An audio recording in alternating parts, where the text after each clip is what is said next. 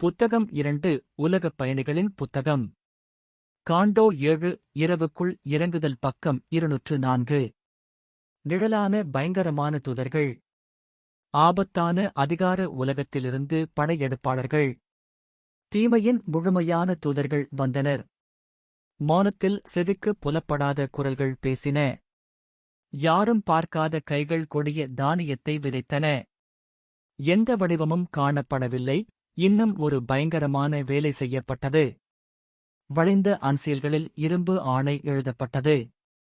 பாவம் மற்றும் பாதகமான விதியை விதித்தது.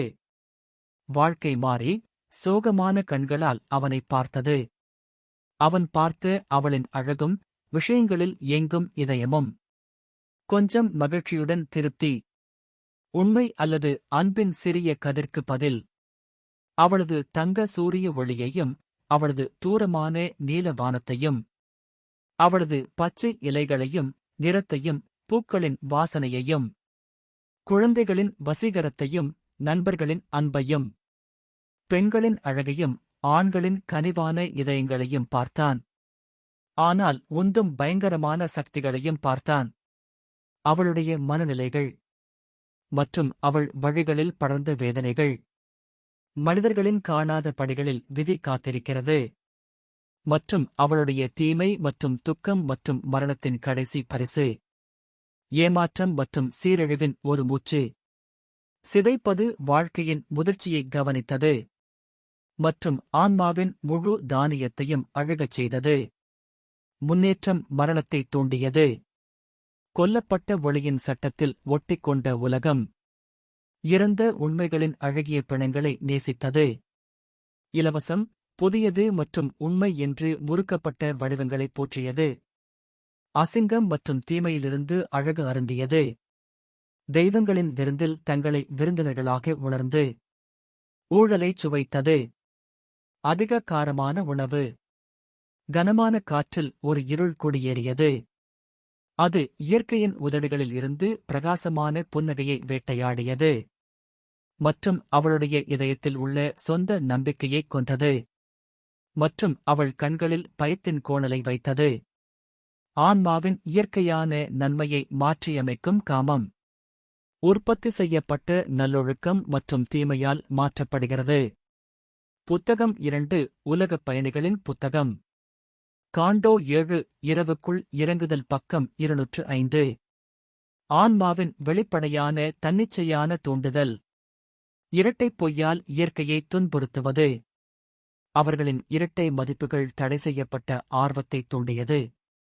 தீமையை பொய்யான நன்மையிலிருந்து விடுவித்தது. ஈகோ நீதி மற்றும் பாவத்தின் மீது தாக்கியது. மற்றும் ஒவ்வொன்றும் நரகத்தின் கருவியாக மாறியது. ஒரு சலிப்பான சாலையால் நிராகரிக்கப்பட்ட குவியல்களில் பழைய எளிய மகிழ்ச்சிகள் இரவுக்கு வாழ்க்கையின் வம்சாவளியின் தரிசு நிலத்தில் கிடந்தன. வாழ்வியல் எல்லா பெருமைகளும் மங்கி சந்தேகத்தால் களங்கப்படுத்தப்பட்டன. அனைத்து அழகும் வயதான முகத்தில் முடிந்தது. எல்லா சக்தியும் கடவுளால் சபிக்கப்பட்ட கொடுங்கோன்மை என்றும் உண்மை மனதிற்கு தேவையான ஒரு கற்பனை என்றும் அழைக்கப்பட்டது. மகிழ்ச்சியின் துரத்தல் இப்போது சோர்வாக வேட்டையாடப்பட்டது. அனைத்து அறிவும் கேள்விக்குரிய அறியாமையாக இருந்தது. ஒரு கருவறையில் இருந்து தெளிவற்றது போல் அவர் வெளிப்படுவதைக் கண்டார். வாழ்க்கையின் நியாயமான வெளிப்புறங்களுக்குப் பின்னால் மறைந்திருக்கும் ஒரு இருண்ட கண்ணுக்குத் தெரியாத உடல் மற்றும் தோற்றம். அதன் அபாயகரமான வர்த்தகம்தான் நமது துன்பத்திற்குக் காரணம். அதன் மூச்சு மனிதர்களின் இதயத்தில் ஒரு நுட்பமான விஷம். அந்த தெளிவற்று முகத்திலிருந்தே எல்லா தீமைகளும் தொடங்குகின்றன. ஒரு ஆபத்து இப்போது பொதுவான காற்றை வேட்டையாடுகிறது. உலகம் அச்சுறுத்தும் ஆற்றல்களால் நிரம்பியது. மேலும் உதவிக்காக அல்லது நம்பிக்கைக்காக அவரது கண்கள் எங்கு திரும்பினாலும் வயல் மற்றும் வீடு, தெரு மற்றும் முகாம் மற்றும் மார்ட் ஆகியவற்றில் அவர் ஆயுதம் ஏந்திய கவலையற்ற உடல் தாக்கங்களின் திருட்டுத்தனமாக வந்து செல்வதைச் சந்தித்தார். இருண்ட மற்றும் நிர்வாண தேவி உருவங்களின் அணிவகுப்பு பெரும் அமைதியின்மையுடன் காற்றை எச்சரித்தது. பயங்கரமான அடிச்சுவடுகள் கண்ணுக்குத் தெரியாமல் நெருங்கி வந்தன. அச்சுறுத்தல்களாக இருந்த வடிவங்கள் கனவு ஒளியை ஆக்கிரமித்தன. மற்றும் அச்சுறுத்தும் மனிதர்கள் சாலையில் அவரை கடந்து சென்றனர். யாருடைய பார்வையே ஒரு பேரழிவாக இருந்தது. ஒரு வசீகரமும் இனிமையும் திடீரென்று மற்றும் வலிமையானவை. வசீகரிக்கும் உதடுகளையும் கண்களையும் உயர்த்திய முகங்கள்.